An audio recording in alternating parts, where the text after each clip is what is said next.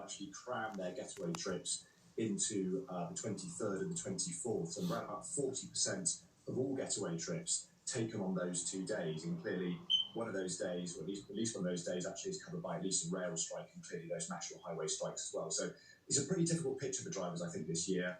The message, as usual, is plan your trip carefully. Try to avoid the busiest periods through the course of the day if you can. That normally means getting away as early as you can in the morning or leaving your trip until later in the afternoon. And obviously just make sure your car's not going to let you down as well. We've seen a huge rise in breakdowns in the last few weeks, partly brought about by the very cold weather, but that's continuing through here now as well.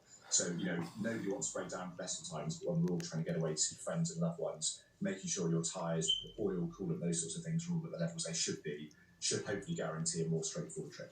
So that's it, check the car to make sure it's functioning properly. And just give us those timings again. I'm asking for a friend, my sister, who is on her way down in a couple of days.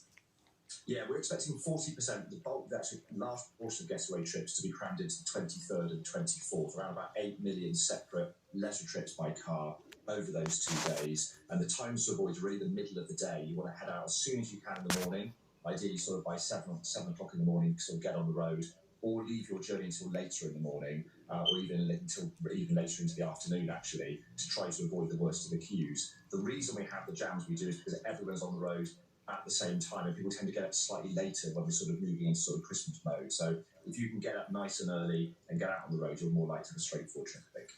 And a thought from you, Rob, then on the strike by workers from the Highways Agency. They're staggering it in different parts of the country. How will that affect motorists? We hope that's not going to affect them too badly, actually.